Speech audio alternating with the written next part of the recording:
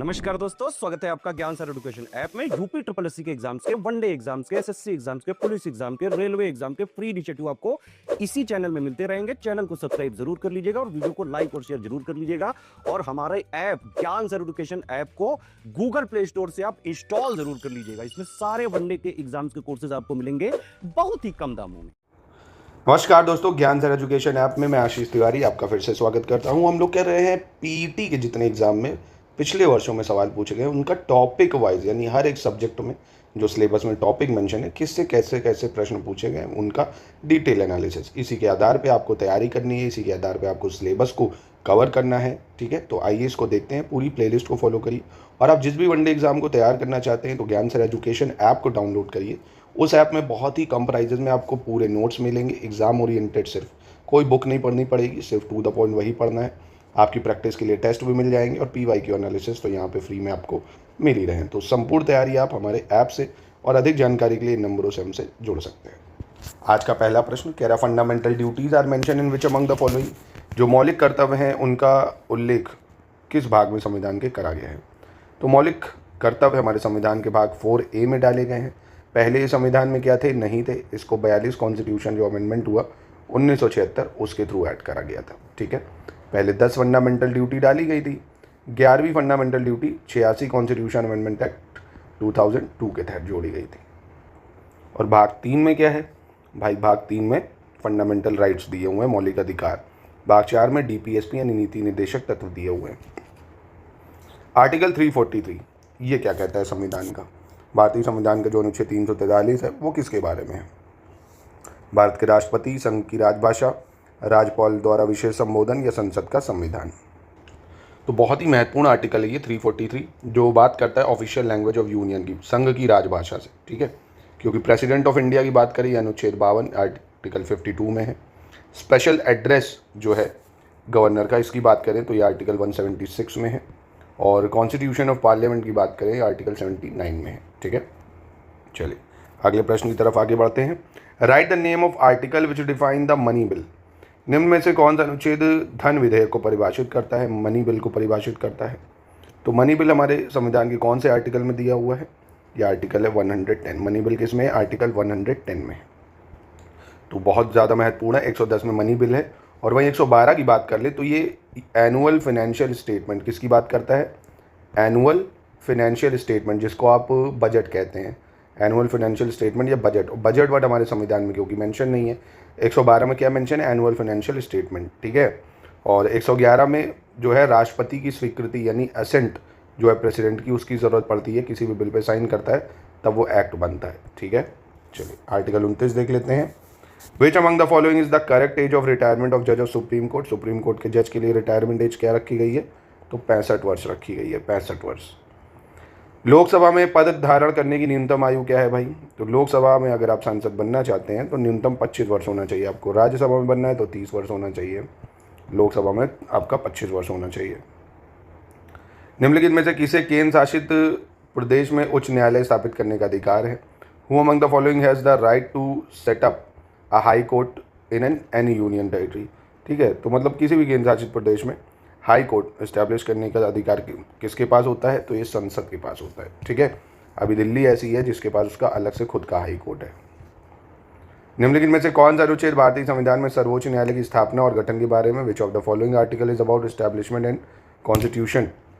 ठीक है, तो एक इसमें कौन सा अनुच्छेद भारतीय संविधान में सर्वोच्च न्यायालय यानी सुप्रीम कोर्ट के बारे में, गठन के बारे में है, तो आर्टिकल 124 है। कौन सा है, आर्टिकल 124।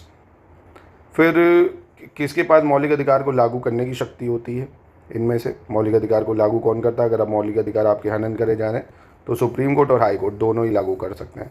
सुप्रीम कोर्ट रिट जारी करता है आर्टिकल 32 के थ्रू। ठीक है, और हाई कोर्ट का 226 के थ्रू। ठीक है, भारत में राष्ट्रीय मानवाधिकार आयोग निम्नलिखित में से किस मंत्रालय के अधीन है। नेशनल ह्यूमन राइट कमीशन जो है किस मिनिस्ट्री के अंतर्गत ये आता है, तो देखिए ये आता है मिनिस्ट्री ऑफ होम अफेयर्स के अंतर्गत। और इसकी स्थापना हुई थी नेशनल ह्यूमन राइट कमीशन की 1993 में। ठीक है, मिनिस्ट्री ऑफ होम अफेयर्स। निम्नलिखित में से कौन सा सार्वजनिक क्षेत्र का उपक्रम संसद के तहत एक विशेष कानून पारित करके स्थापित किया गया है। Which one of the following public sector undertaking is established by passing special law under parliament. तो इसका सही उत्तर क्या हो जाएगा, ये है आपका स्टैट्यूटरी कॉरपोरेशन या वैधानिक निगम जो होते हैं, ठीक है, ये बनाए जाते हैं। भारत की संघ कार्यकारिणी में निम्नलिखित में से कौन शामिल नहीं है? In the union executive of India who among the following is not included? तो कौन नहीं आते हैं भाई? वाइस प्रेसिडेंट और सीएम ऑफ स्टेट, प्रेसिडेंट या पीएम। तो बेहद आसान प्रश्न है ना। तो इसमें सीएम थोड़ी आएगा, तो स्टेट एग्जीक्यूटिव में आ जाते हैं, यूनियन में थोड़ी आएंगे। सरकार के निम्नलिखित में से किस अधिनियम के कारण बम्बई से सिंध प्रांत का निर्माण हुआ था? Which among the following act of government led to the creation of the side province from Bombay? Side कह रहा हूँ, सिंध लिखिए यहाँ पे, सिंध प्रोविंस ऑफ बॉम्बे। तो इसका सही उत्तर क्या हो जाएगा? इसका सही उत्तर हो जाएगा भारत सरकार अधिनियम 1935। निम्नलिखित में से कौन सा अनुच्छेद अल्पसंख्यकों के हितों का संरक्षण के लिए है? Which among the following article is for protection of interest of minorities? तो protection of interest of minorities ये आर्टिकल 29 में आता है। किस में आता है? आर्टिकल 29 में आता है। और वहीं आर्टिकल 30 की बात करें तो ये मिनॉरिटीज़ को राइट देता है, right to minority to establish education institution, है ना, जो शैक्षिक संस्थान है उनको बना सकता है, इस्टेब्लिश एजुकेशन इंस्टीट्यूशन, ये आर्टिकल 30 कहता है। और वहीं आर्टिकल 26 ये देता है freedom to manage religious affairs. क्या करता है? फ्रीडम देता है टू मैनेज रिलीजियन अफेयर, जितने भी रिलीजियस अफेयर्स हैं, धार्मिक जो चीज़ें, उनको मतलब करने की स्वतंत्रता देता है। और वहीं 27 की बात करें, फ्रीडम देता है फ्रॉम पेमेंट ऑफ टैक्सेशन, है ना, फ्रीडम फ्रॉम टैक्सेशन। रिलीजन को मतलब फ्रीडम देता है, टैक्स नहीं लगेगा किसी भी धर्म पे, ठीक है, नो टैक्सेस फॉर रिलीजन। फिर कह रहा है 39 में 42वें संशोधन के माध्यम से संविधान में कौन सा नया डीपीएसपी जोड़ा गया था 42 कॉन्स्टिट्यूशन अमेंडमेंट के थ्रू? तो equal justice and free legal aid. कौन सा? Equal justice and free legal aid, यह सामान्य न्याय और निःशुल्क विधिक सहायता, इसको जोड़ा गया था, ठीक है। और ये कौन से आर्टिकल में है? अगर आर्टिकल भी पूछ सकता है, 39 है। कौन सा आर्टिकल है? 39 है। और वहीं मादक पेय और ड्रग आधारित जो मतलब प्रतिबंधित करना है इन सबको, ड्रग वगैरह को, ये आर्टिकल 47 में डीपीएसपी में दिया हुआ है। और स्टेट को इनइक्वलिटीज़ वगैरह कम करनी चाहिए, ये आर्टिकल 38 में दिया हुआ है। और promote international peace and security, भाई ये तो अब न्यूज़ में भी बहुत बना हुआ है भारत पाकिस्तान वॉर की बात। तो आर्टिकल 51 क्या कहता है? इंटरनेशनल पीस एंड सिक्योरिटी को मेंटेन रखना, ये आर्टिकल 51 में है। अगला, निम्नलिखित में से कौन से मौलिक कर्तव्य हैं भाई? Which of the following are fundamental duties? तो पढ़िए, भारत की संप्रभुता, अखंडता और एकता की रक्षा करना, सार्वजनिक संपत्ति की सुरक्षा करना, वैज्ञानिक दृष्टिकोण और मानववाद विकसित करना, ठीक है। तो चारों ही सही है, मतलब तीनों ही सही हो जाएंगे। अगला देखते हैं 41। अनुच्छेद 245 के अनुसार डैश संसद का कार्य है? सरकार की आलोचना करना, कर एकत्र करना, शासन करना, कानून बनाना। तो इसका सही उत्तर क्या हो जाएगा? लॉ मेकिंग, है ना। जो लॉ मेकिंग का काम है वो किसके पास है? आर्टिकल 245 क्या कहता है? Law making is the function of parliament, ठीक है। तो 245 अनुच्छेद भी याद रखो। फिर कह रहा है सरकारिया आयोग निम्नलिखित में से किससे संबंधित है? The Sarkaria commission is related to which of the following? तो सरकारिया कमीशन आपको पता होगा सेंटर और स्टेट के रिलेशन से संबंधित है, केंद्र और राज्य संबंध से। भारत के संविधान में जन स्वास्थ्य एवं स्वच्छता किसमें शामिल है? Public health and sanitation is included in the constitution of India. तो ये किस में आता है? Public health and sanitation state list में आता है, ठीक है, स्टेट लिस्ट का मसला है ये। फिर भारत में पंचायती राज व्यवस्था इसके अंतर्गत लागू करी गई है। जो पंचायती राज व्यवस्था नहीं लागू करी गई है भाई, 73 कॉन्स्टिट्यूशन अमेंडमेंट एक्ट 1992 के थ्रू, ठीक है। और पार्ट भी याद रखो, इससे पहले हम लोग कर चुके हैं, पार्ट 9 में है पंचायती राज सिस्टम, पार्ट 9 है। और अनुसूची या शेड्यूल पूछेगा तो शेड्यूल कौन सा है? 11 शेड्यूल है, 29 विषय इसमें या 29 सब्जेक्ट आते हैं, ठीक है। तो ये राज्य की नीति निर्देशक तत्व के आधार पर बनाया गया, क्योंकि राज्य का जो गांधीयन प्रिंसिपल है डीपीएसपी का, आर्टिकल 40, वो कहता है कि there should be organisation of village panchayat की बात करता है, ठीक है। चलिए अगला देख लेते हैं। शिक्षा का अधिकार एक मौलिक अधिकार है जो किससे संबंधित है? तो मैंने आपको मौलिक अधिकार से पहले मौलिक कर्तव्य, फंडामेंटल ड्यूटी बताई थी कि 10 फंडामेंटल ड्यूटी थी, 11वीं ऐड करी थी 86 कॉन्स्टिट्यूशन अमेंडमेंट एक्ट 2002 के थ्रू। यही था वो कि मौलिक अधिकार शिक्षा के लिए दिया जाए 6 से 14 साल के बच्चों के लिए, 6 से 14 साल के। और इसके लिए अनुच्छेद 21A में भी इसको ऐड कर दिया गया था। तो ये फंडामेंटल राइट भी है, फंडामेंटल ड्यूटी भी है, और डीपीएसपी में भी आता है।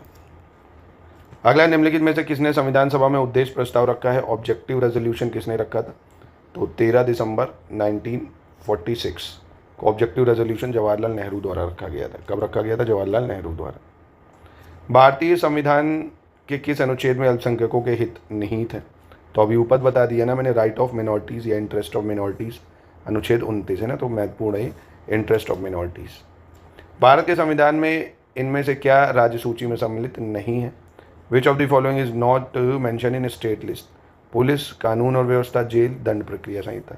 तो देखिए जो CRPC है ये कंकरेंट लिस्ट में आता है, मतलब केंद्र भी बना सकता है, राज्य भी बना सकता है इस पे कानून। बाकी ये तीनों जो है ये राज्य में आता है, जैसे पुलिस, कानून व्यवस्था, जेल। निम्नलिखित में से क्या भारतीय संविधान की मुख्य विशेषता नहीं है? Which of the following is not a salient feature of constitution? तो quasi federal structure, committed judiciary, distribution of power, written constitution, supremacy of constitution.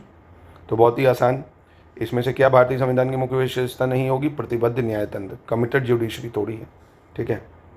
और कमिटेड जुडिशरी होती क्या, देखिए जैसे आप कमिटेड हो जाते हो ना किसी से, जैसे आप किसी लड़की से कमिटेड हो गए, मतलब आपने उससे बोला कि ये शर्तें हैं, उसने आपसे बोला ये शर्तें हैं, तो रिलेशनशिप चल रहा है, मतलब उसका आप पे प्रभाव है ना, तभी तो हम कहते हैं मैं उससे कमिटेड हूँ, जो बोलेगी वो मैं करूँगा। ऐसे ही कमिटेड जुडिशरी का मतलब है कि पॉलिटिक्स का उस पर प्रभाव पड़े, है ना, सरकार या राजनीतिक शक्तियों का न्यायपालिका पर प्रभाव पड़ता है, ठीक है। अब इससे क्या होता है, न्यायपालिका निष्पक्ष और स्वतंत्र रूप से कार्य करने में सक्षम नहीं रहेगी। तो क्या ये हमारे संविधान में नहीं, कमिटेड जुडिशरी नहीं है, ठीक है। चलिए आगे है, निम्नलिखित में से क्या भारतीय नागरिकों को आर्थिक न्याय प्रदान करता है? What ensure economic justice to Indian citizen? तो आर्थिक न्याय इनमें से कौन प्रदान करता है? देखिए आर्थिक न्याय हमारा इकोनॉमिकल जस्टिस की जो बात करें, राज्य का जो नीति निर्देशक तत्व है वो प्रदान करता है। और अगर प्रियम्बल भी यहाँ दिया होता ऑप्शन में, तो प्रियम्बल भी आ जाता, प्रस्तावना, क्योंकि प्रस्तावना में जस्टिस मेंशन है ना 3 तरह का। कौन कौन सा? इकोनॉमिकल जस्टिस यानी आर्थिक न्याय, पॉलिटिकल जस्टिस है, social justice, economical, political and social justice.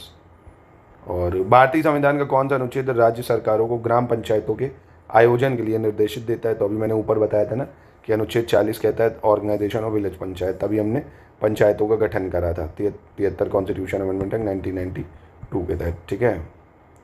त्रिस्तरीय पंचायती राज व्यवस्था का विचार किसने रखा है? इससे पहले वाले लेक्चर में कल मैंने आपको बताया था ग्राम सभा, है ना, और पंचायत समिति, जिला परिषद के बारे में। तो किसने 3 स्तरीय या 3 टायर पंचायती राज सिस्टम के लिए जो है रिकमेंडेशन दिया था? तो इसका सही उत्तर क्या होगा? बलवंत राय मेहता कमेटी। कौन सी? बलवंत राय मेहता कमेटी। राज्यसभा के चुने हुए सदस्यों का कार्यकाल कितने वर्ष का होता है? तो राज्यसभा के चुने हुए जो सदस्य होते हैं इनका कार्यकाल 6 वर्ष होता है ना। राज्यसभा परमानेंट बॉडी है, वो कभी डिसॉल्व नहीं होती है, ठीक है। बस हाँ, उसके 1/3 सदस्य हर दूसरे साल रिटायर हो जाते हैं, तो इसका 6 हो जाएगा, ठीक है।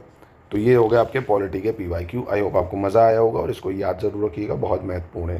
तो विदाई लेता हूँ आपसे, मिलते हैं हम लोग नेक्स्ट वीडियो में।